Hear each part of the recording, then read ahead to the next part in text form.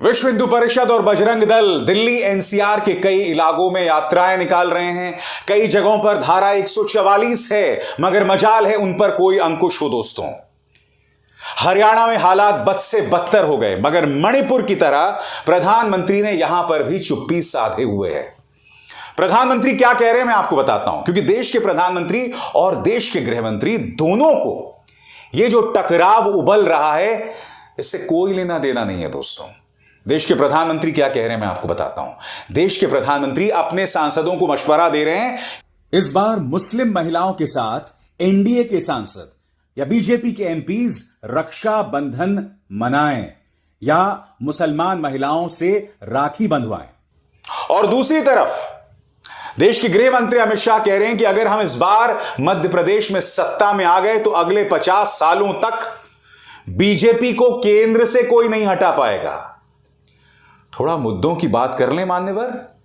आप दोनों की जिम्मेदारी है कि देश को जिस तरह से सांप्रदायिक आग की तरफ ढकेला जा रहा है, उस पर आपके बयानात सामने आए। कोई राखी राखी खेल रहा है तो कोई अगले 50 साल तक सत्ता में बने रहने के सपने देख रहा है। उनकी बात मैं करूंगा दोस्तों, मगर सबसे पहले आपके सामने कुछ तस्वीरें। नोएडा में जैसा कि आप देख सकते हैं, बाकायदा यात्रा निकाली गई डीएम चौक तक।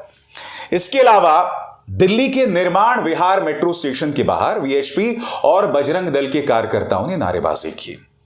मैं आपको बतलाना चाहता हूं कि दिल्ली महिला आयोग के अध्यक्ष स्वाति मालीवाल ने क्या ट्वीट किया है, क्योंकि इस तस्वीर की विश्वसनीयता को जांचे जाने की जरूरत है। वो कह रही हैं, नांगलोई पुलिस स्टेशन के ठीक बाहर खड़े होकर सड़कों पर खून बहाने का भाषण दिया जा रहा है। अब तक मणिपुर और हरियाणा हिंसा का शिकार हुआ है, अब क्या दिल्ली को भी शिकार बनने दिया जाएगा? एक तरफ पुलिस कह रही है कि किसी ने गड़बड़ की तो एक्शन लेंगे। यह वीडियो कल से वायरल है। क्या पुलिस ने इस वीडियो की जांच की? यदि वीडियो सही है तो इसको अरेस्ट क्यों नहीं किया? 3 मिसाल मैं आपके सामने रख चुका हूं दोस्तों। मगर जो लोग इस तरह की भड़काऊ बातें कर रहे हैं, जो लोग इस तरह के बयानात दे रहे हैं, इनफैक्ट गुरुग्राम का एक और वीडियो वायरल हो रहा है। उसमें कुछ युवाओं को दिखाया गया है दोस्तों, मोटरसाइकिल पर सवार होकर जा रहे हैं और वो लोग जा रहे हैं शांटीज की तरफ और वहां पर जाकर बोल रहे हैं कि शाम को तो सिर्फ ट्रेलर दिखेगा, कल हम तुम्हें फिल्म दिखाएंगे। यानी कि हिंसा की खुली धमकी। प्रधानमंत्री पूरी तरह से खामोश, देश के गृह मंत्री का कोई बयान नहीं। हरियाणा सरकार अलग अलग जुबानों में बात कर रही है, उसकी चर्चा होगी, मेरे साथ बने रहिएगा। मगर मैं आपसे कुछ सवाल पूछना चाहता हूं। जो लोग ये काम कर रहे हैं, जो लोग मोटरसाइकिल्स पर जाकर धमकी दे रहे हैं, दंगे भड़काने के काम कर रहे हैं, कुछ चेहरों से मैं आपका परिचय कराना चाहता हूं। अनुराग ठाकुर, अमित शाह, गिरिराज सिंह, रविशंकर प्रसाद, शिवराज सिंह चौहान, निशिकांत दुबे। इन सब के बच्चे आपको किसी भी प्रदर्शन में दिखाई देते हैं? दंगा भड़काने की अपील करते हुए दिखाई देते हैं? हिंसा करते हुए दिखाई देते हैं? क्या इनके बच्चे कभी भी किसी हिंसा का शिकार होते हैं? ईश्वर करे ऐसा कभी ना हो। मगर कहने का प्रयास मैं क्या कर रहा हूं दोस्तों, इनके बच्चे अच्छे अच्छे स्कूल्स में पढ़ते हैं, अच्छी अच्छी यूनिवर्सिटी से निकलते हैं। निशिकांत दुबे के बेटे तो हाल ही में एडिनबरा से उन्होंने डिग्री हासिल की और अब वो लंदन में नौकरी कर रहे हैं दोस्तों। स्वदेशी स्वदेशी की बात करने वाले और देश के अंदर माहौल बिगाड़ने वाले ये नेता और इनके बच्चे तो बाहर नौकरी कर रहे हैं। आप क्या कर रहे हैं? अपने आप से सवाल किया कभी आपने? आप जो इस तरह से दंगे भड़काने का प्रयास कर रहे हैं, आप अपना कितना नुकसान कर रहे हैं मुझे बताइए। उनके बच्चे कभी सड़क पर नहीं उतरते, दंगा नहीं भड़काते, उन्हें कभी लाठियां नहीं लगती। स्मृति ईरानी, उनकी बेटी तो सिली सोल्स बार चलाती हैं भाई। तालियां नहीं बजाएंगे आप उनके लिए? इस बात का फर्क समझिए दोस्तों कि भारतीय जनता पार्टी का कोई भी नेता और उसका कोई भी बेटा किसी भी दंगे में शामिल नहीं होगा, ठीक है? अब वो संचालन एक अलग मुद्दा है, मगर इनका कोई भी बच्चा किसी भी प्रदर्शन में शामिल नहीं होगा। इन पर एक हल्की सी खरोच नहीं आएगी। मगर आप सड़क पर उतरकर इस तरह से नफरत का शिकार हो रहे हैं, उन्हें भूल जाइए। इन नेताओं के जो पालतू पत्रकार हैं, 2 मिसाल मैं आपको देना चाहता हूं। ये जो गोला गुंबद है, जो कि ये कह रहा है कि गुरुग्राम में 2002 का मॉडल जो है वो शुरू किया जाए, या फिर मुकेश अंबानी के न्यूज चैनल का ये भड़काऊ पत्रकार जो मुसलमानों के लिए परमानेंट सॉल्यूशन की बात कर रहा है, इन दोनों के बच्चे भी, मैं नहीं जानता हूं कितने बड़े हैं, मगर इन दोनों के बच्चे भी कहीं पर किसी प्रदर्शन में नहीं शामिल होंगे, और आप जो हैं इनके भड़काऊ कार्यक्रम देख देखकर अपना भविष्य बर्बाद कर रहे हैं। मैं चाहूंगा कि मेरे दोस्त रवीश कुमार ने इस मुद्दे पर क्या कहा है। दोस्तों, आप इस बात पर गौर करें, क्योंकि रवीश यहां जो कह रहे हैं उस पर गौर करने की बहुत जरूरी है। गोदी मीडिया 10 साल से जहर फैला रहा है। विपक्षी दलों को अपना आलस्य छोड़ जनता तक पहुंचने के लिए दूसरा रास्ता खोजना चाहिए। कार नहीं है तो पैदल चलिए। आप इन्हें जितना भी विज्ञापन दें, इनके एंकर्स को इंटरव्यू दें, मगर चुनाव में सिंगल कॉलम स्पेस नहीं मिलने वाला है। 2019 का ही कवरेज देख लीजिए, 2024 में भी यही होगा। विपक्षी दलों के नेता इन चैनलों में कैसे जा सकते हैं? सभी को एक प्रतिनिधिमंडल बनाकर मुकेश अंबानी के पास जाना चाहिए, कहना चाहिए कि उनके चैनल पर बैठे 2 एंकर जहर फैला रहे हैं। आप क्यों इन एंकर्स के सामने लाचार हैं? क्या ये एंकर अंबानी समूह के मालिक हैं? एनबीडीएसए ने फाइन किया है, सुप्रीम कोर्ट की कई टिप्पणियां हैं। मुकेश अंबानी का नाम लेकर अपील करनी चाहिए, फिर जनता के बीच जाकर हर भाषण में इन चैनलों और अखबारों के बारे में बताना चाहिए, हर रैली और हर पदयात्रा में। अगर इतना नहीं कर सकते तो फिर घर में रहिए। जो गोदी मीडिया से नहीं लड़ रहा है वो लड़ ही नहीं रहा है, बाकी सब खानापूर्ति है। एक एक शब्द से मैं इत्तेफाक रखता हूं। मैं बार बार कह रहा हूं कि अब वक्त आ गया है इस गोदी मीडिया का बहिष्कार करने के लिए। हमारा विपक्ष इतना नाकारा नहीं है कि वो मुकेश अंबानी के दफ्तर जाके इस बात का प्रदर्शन ना करें कि उनका चैनल न्यूज 18 लगातार प्राइम टाइम में जो जहर उगलता है, उनके एंकर्स इस तरह की जो बातें करते हैं।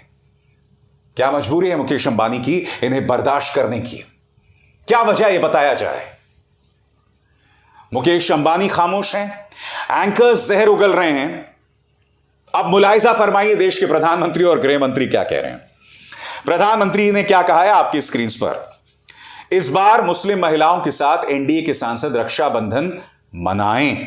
और फिर देश के गृह मंत्री अमित शाह, मध्य प्रदेश चुनाव हम जीतें तो 50 साल केंद्र में बीजेपी सरकार रहेगी। यानी कि दोनों का बयान सिर्फ वोटों के लिहाज से दिया गया है। मैं आपसे समझना चाहता हूं दोस्तों, क्या देश के गृह मंत्री और देश के प्रधानमंत्री के सामने इससे बड़ी कोई चुनौती है? मणिपुर पर संसद में आओ बोलो, विपक्ष लगातार कह रहा है, मगर मजाल है प्रधानमंत्री कुछ कहें। देश के गृह मंत्री मध्य प्रदेश में जाके कह रहे हैं कि अगर हम इस बार चुनाव जीत गए तो अगले 50 साल तक हम सत्ता में रहेंगे। अरे अगले 50 साल तक आप सत्ता में रहेंगे और अगर यही राजनीति आप करते रहेंगे तो क्या देश बचेगा?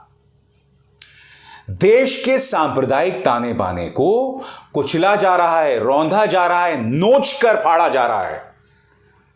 आपको कोई परवाह नहीं है, क्योंकि आपके जहन में सिर्फ एक चीज है, वोट। आप देश की जनता को इस तरह से ब्रेन वॉश कर चुके हैं कि आपको परवाह ही नहीं है। आपको यह लग रहा है कि भाई जनता ब्रेन वॉश्ड है और जाए जहर में और डूबे नफरत के दलदल में, हमें तो वोट से मतलब है। भाड़ में जाए जनता, अपना काम बनता तो क्यों बोलें भाई। यह हालत है इस देश के सबसे वरिष्ठ और सबसे ऊंचे पद पर बैठे 2 व्यक्तियों की।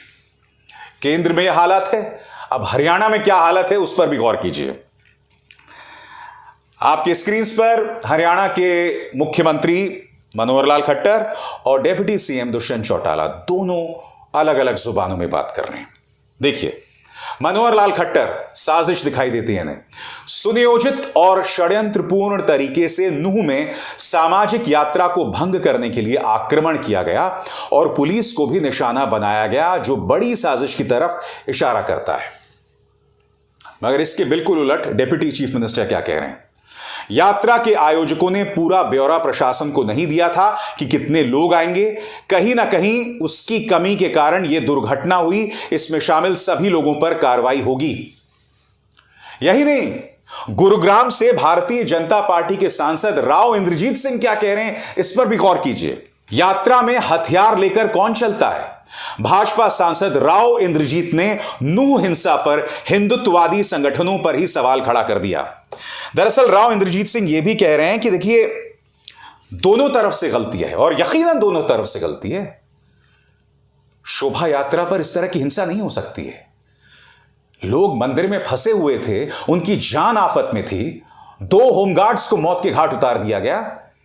इन तमाम मुद्दों पर सवाल होगा, मगर साथ ही इन मुद्दों पर सवाल होगा कि मोनू मानेसर पर यह सरकार इतनी नरम क्यों है।